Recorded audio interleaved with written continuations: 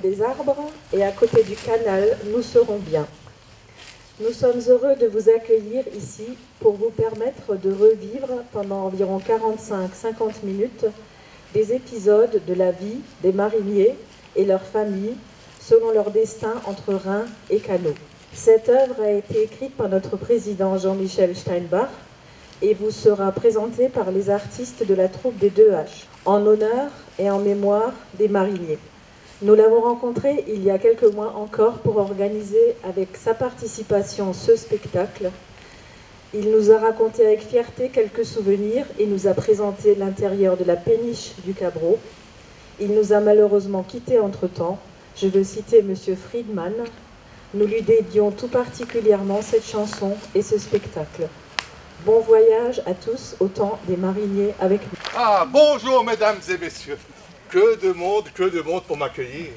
Je savais que j'étais une célébrité, avec mon nom pour des rues et des lycées, mais pas à ce point. Enfin, je m'égare. Pour ceux qui ne me connaîtraient pas, je me présente. Je m'appelle Johann Gottfried Tüller.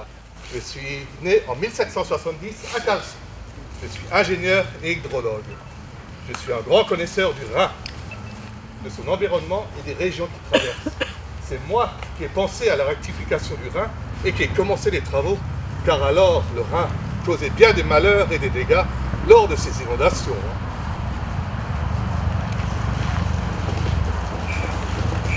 Et vous, mesdames, vous allez où comme ça? Mais on fuit parce que notre village de Bougelinen est encore une fois inondé. Moi, je viens aussi de Bougelinen. Oui, et des inondations, il y en a toutes les saisons. Et à chaque fois, il faut tout nettoyer et reconstruire, et encore nettoyer, et encore reconstruire.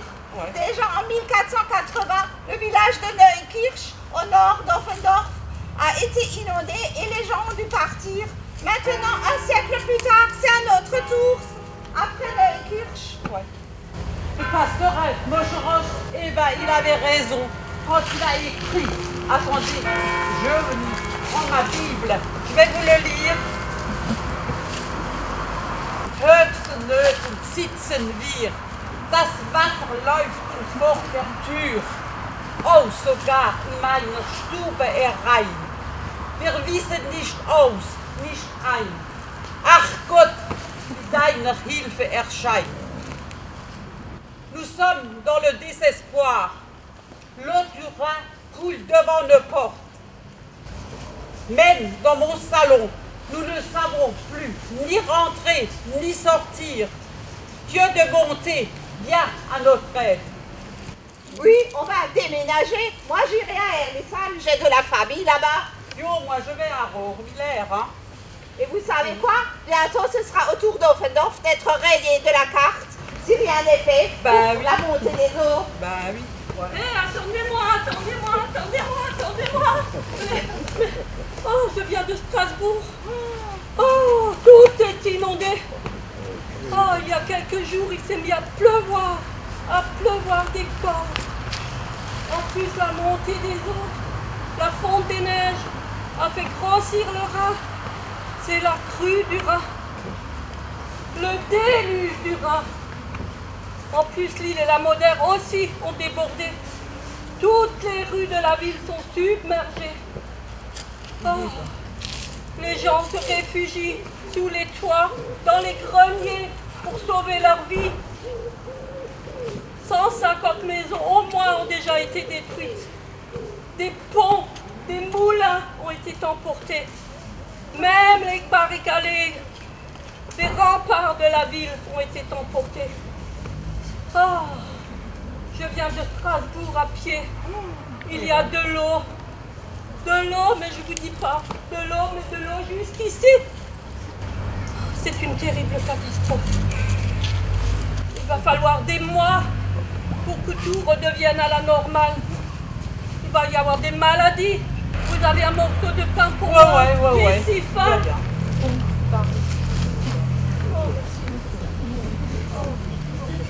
Mais vous partez? Oui. Ah, mais ne me laissez pas toute seule, je Non, viens avec vous, je viens avec vous. t'emmène. Révolution! Braves gens, soutenez notre révolte, notre guerre des paysans.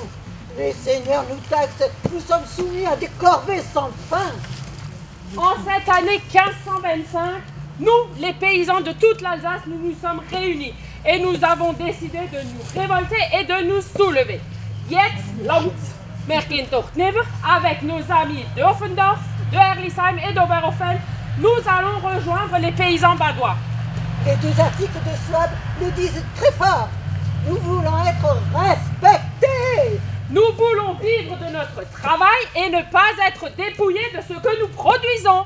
Et tout d'abord, nous allons nous saisir des biens du couvent de Schwarzach et de Königsbrück. Allez! Allez, suivez-nous et vive la Révolution! Depuis que moi, Ernst von Mansfeld, je suis dans son pays et dans cette région avec mes soldats, nous sommes les rois. Et on se donne à cœur joie.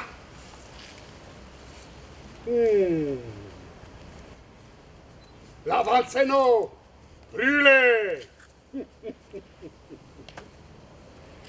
Gamsheim, brûlé. Rohrwiller, brûlé aussi. Les habitants de la région nous doivent du bois et des céréales. S'ils se plaignent, pas de pitié. Vous, Ernest von Mansfeld, oui, vous, au tribunal, Qu'est-ce que me veut celle-là? au tribunal de l'histoire, je vous convoque. Qu'est-ce qu'elle me veut celle-là? Vous ne faites pas peur. Vous ne pouvez rien contre moi. Je suis d'hier, d'aujourd'hui, de demain. Je suis pur esprit. Vous, Ernest von Mansfeld, vous êtes accusé de nombreux massacres, incendies, pillages, viols, assassinats. Je suis mercenaire et homme de guerre. Je m'offre mes soldats à tous qui offrent le plus. Vous trahissez tout le monde. Le parti catholique, vous passez au parti protestant. En 1621, vous avez envahi l'Alsace, où vous avez incendié, pillé, massacré. Rogner, il a été incendié par vous. Après votre passage, il n'est resté plus que 11 habitants.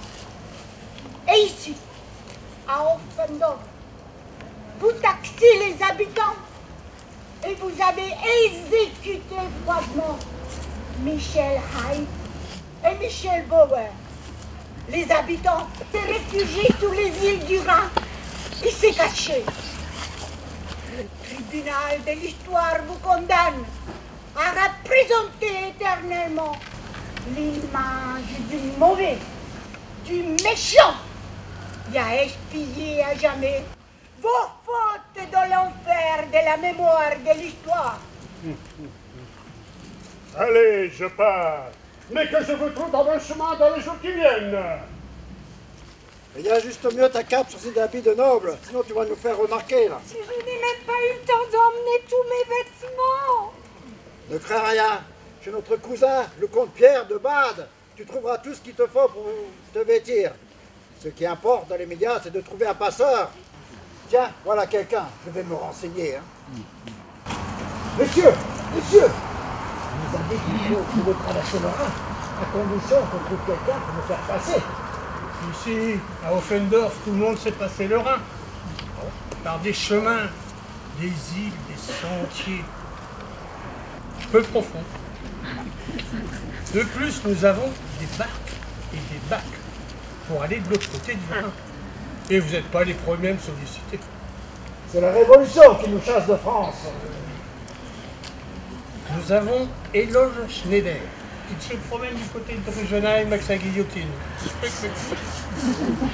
Et beaucoup de mes confrères, pêcheurs et mariniers sont restés de l'autre côté en attendant la fin de la Révolution. On pourra vous payer si vous voulez. On pourra même vous prendre à notre service, en attendant que ça se calme en France. Et ma famille? Ah mais moi je pourrais prendre votre femme comme femme de chambre. Pourquoi pas? Je ne sais quoi penser de cette révolution. Allons chez moi. Nous partirons dans une petite heure avant le coucher du soleil. Suivez-moi. Vous aussi, vous aussi. Enfin, monsieur Tula, je suis la journaliste pour les dernières nouvelles du Rhin. Puis-je maintenant vous poser des questions pour cet entretien exclusif? Avec plaisir. Donc, pour préparer mon article, j'ai lu que vous êtes né à Karlsruhe dans une famille de pasteurs. Oui, mon père désirait que je sois pasteur. Mais lors de mes études, un professeur a remarqué mes compétences. Il l'a alors signalé au margrave Charles Ier de Bade, qui recherchait des jeunes gens doués dans tous les domaines pour créer une élite pour le pays de Bade. J'ai ainsi obtenu une bourse et j'ai voyagé. Ah, et c'est au courant de ces voyages que vous êtes intéressé à ces cours d'eau. Oui, mes centres d'intérêt étaient les sciences techniques. J'ai pu étudier les cours d'eau. En Hollande, j'ai vu comment les Hollandais protégeaient leurs terres des crues. À Utrecht, le Rhin était endigué dès le XIVe siècle. La ville avait créé de nombreux canaux. Et monsieur Tula, le Rhin, à votre époque, il était comment? Ah, le Rhin, ici comme ailleurs, était large de plusieurs kilomètres, avec de nombreux îlots. C'était un fleuve sauvage, imprévisible et souvent mortel. J'ai également lu que des cercueils provenant de cimetières inondés descendaient parfois le cours du Rhin, et que des villages entiers étaient rayés de la carte. Oui, et l'humidité propageait des maladies telles que la malaria, que l'on ne savait pas guérir à l'époque. Ah ben oui. Vous êtes également parti quelque temps à Paris. En 1801, je suis allé à l'école polytechnique de Paris pour parfaire ma formation.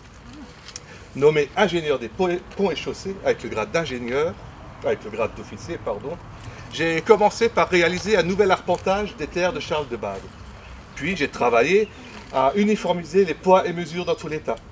Enfin, j'ai vu que les fascines de fagots que les paysans mettaient le long du Rhin pour retenir les eaux n'étaient pas efficaces lors des crues. J'ai alors commencé à mesurer la vitesse du courant, le débit du Rhin, quoi. J'ai également lu que pour s'allier avec la France, votre souverain Charles Ier de Bade, enfin le fils de votre souverain Charles Ier de Bade, a épousé Stéphanie de Beauharnais et ainsi devenu le gendre de Napoléon. Oui, et c'est ainsi que j'ai proposé des cartes avec des rectifications pour le Rhin. Alors en se basant sur les clochers de part et d'autre du Rhin, 3000 hommes se sont mis au travail pour rectifier le Rhin. Les riverains n'étaient pas toujours très contents et manifestaient violemment. Mais en 1824, lorsqu'ils ont vu que le Rhin épargnait les villages lors de sa crue, ils adhérèrent au projet. Et les méandres sont devenus des champs fertiles et les maladies ont reculé. Oui. Hélas, je sais que l'avenir ne me rendra pas hommage. On dira peut-être qu'il fallait laisser le Rhin dans son état naturel. Mais moi, ce que je voulais, c'était que les maladies, telles que la malaria et les inondations, ne soient plus qu'un mauvais souvenir pour les habitants de part et d'autre du Rhin. Ah, qu'il fait bon naviguer, le vent chargé d'espérance, avec nous vient chanter.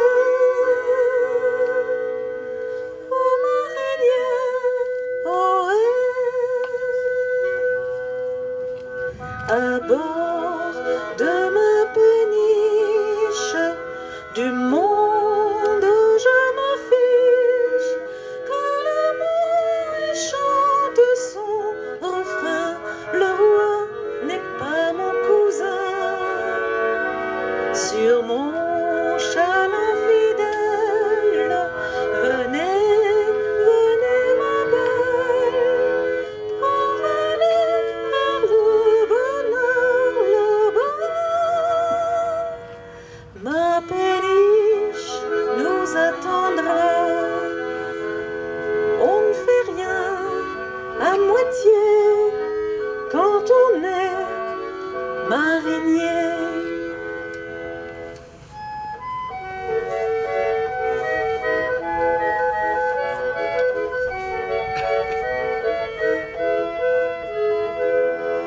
Sous une caresse blonde, des gueux reflets du soleil, l'eau court jusqu'au bout du monde et nos cœurs font pareil.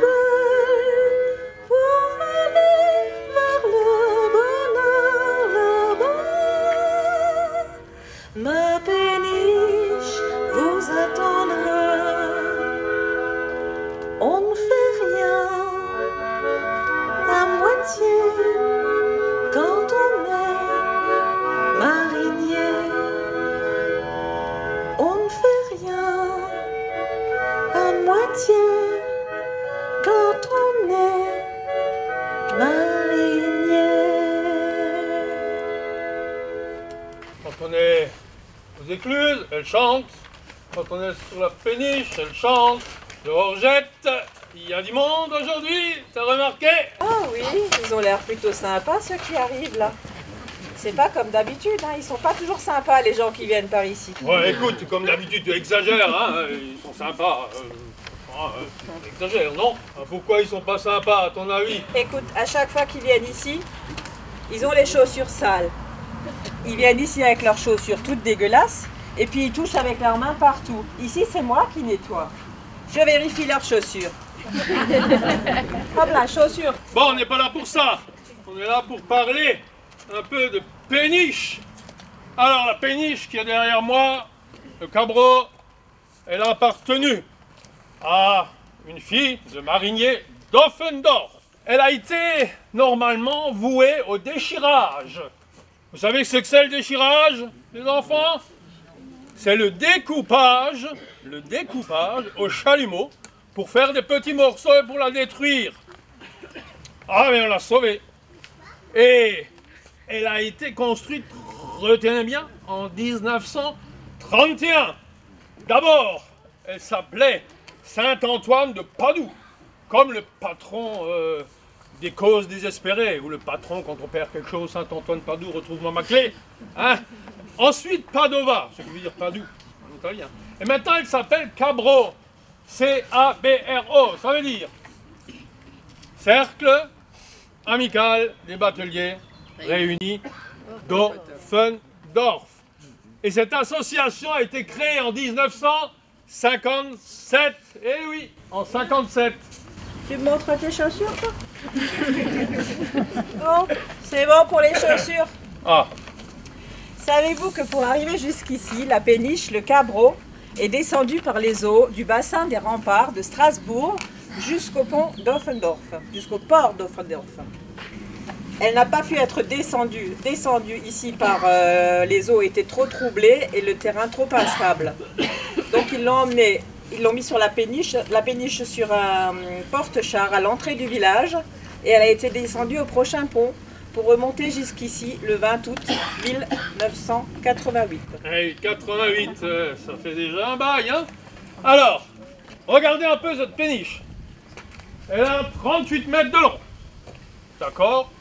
Alors, il faut savoir que l'écluse standardisée par la loi Fraissinet en 1879, c'est-à-dire que toutes les écluses sont pareilles en France.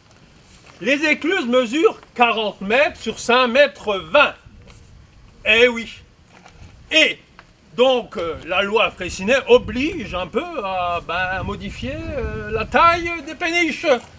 Et pour les remplir complètement les écluses, on fait des péniches qui sont suffisamment grandes pour entrer, mais qui remplissent complètement quand même l'écluse. Vous comprenez, les enfants? Ouais. Eh oui. Et cette péniche a été construite quand? Je l'ai dit avant, les enfants? En 1931. Donc c'est une Fraissinet, ça. Alors l'architecture générale et certains éléments sont induits un peu par cette écluse. Vous avez en particulier le gouvernail qui est repliable et la marquise, c'est-à-dire ce qui est au-dessus du capitaine, hein, ça s'appelle comment? C'est pas marquise. La marquise est aussi démontable. La batellerie, c'est Offendorf. Et Offendorf, c'est la batellerie. En 1960, 600 habitants du village travaillaient à la batellerie, soit un tiers de la population. Les derniers conducteurs offendorfois sur canot se sont arrêtés il y a quelques années. Il y en a encore quelques-uns, me semble, non?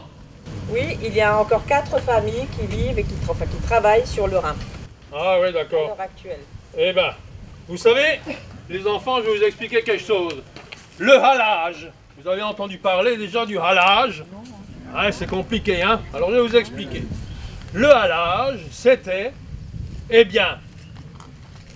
tirer la péniche, tirer la péniche, parce qu'il n'y avait pas de moteur à l'époque, hein.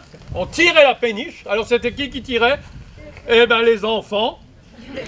Eh oui, les enfants, les parents, hein, ils tiraient la péniche. Ensuite, ben, quand on s'est rendu compte que c'était quand même pénible pour les enfants, surtout pour les petits, hein, pour tirer, avec la bricole, c'est une sorte de ceinture qu'on avait là autour de l'épaule. Et vous savez ce qu'on a fait? Les chevaux, on a pris les chevaux. Ensuite les chevaux, on conduit un peu, on tirait cette péniche, et puis ensuite, eh ben, c'était des locotracteurs, d'abord sur des rails, et ensuite sur des roues. Et voilà. Autre chose que je voulais encore vous raconter. Moi, petite, je jouais avec mes frères et sœurs dans la cale, à vide. Aussi, hein. On pouvait y faire du vélo ou de la balançoire. Quand il y avait du sable, on plongeait dedans. Mais attention, quand il y avait du colza, interdiction d'y aller. C'était pire que le sable mouvant. On pouvait s'y noyer dans le colza, hein. Alors, les enfants n'avaient pas le droit, ils étaient attachés parfois. Alors, vous savez, il y a des adages sur le batelier. Nul ne peut se prétendre batelier s'il n'a vu maintes fois son gouvernail mis en pièces. Et il y a un autre adage. Nul ne peut se prétendre un héros si sa peau est encore intacte, parce que c'est dangereux le métier de marinier. Ouais.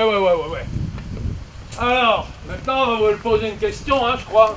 Savez-vous qui est le patron des mariniers? Saint-Nicolas. Qui? Saint-Nicolas. Ah oui, Saint-Nicolas, patron des mariniers, exact. Alors je vais vous expliquer un peu pourquoi il est patron des mariniers, il est patron des écoliers. Il est patron des jeunes filles aussi. Et il est patron des mariniers. Alors pourquoi? Parce qu'il habitait dans un port, Saint-Nicolas. Et plusieurs fois il a sauvé des bateaux et des marins qui étaient en train d'être pris dans les tempêtes. Et voilà, et depuis, il est patron des mariniers. Alors on va faire une petite chanson qui vous rappellera quelque chose, et vous allez la chanter après avec nous. Alors, on y va, la chanteuse. Saint-Nicolas, patron des mariniers, protège ma péniche qui me fait travailler. Je vais naviguer sur le Rhin les canaux. Je chargerai ma péniche à Strasbourg, la viderai à Bâle ou Rotterdam.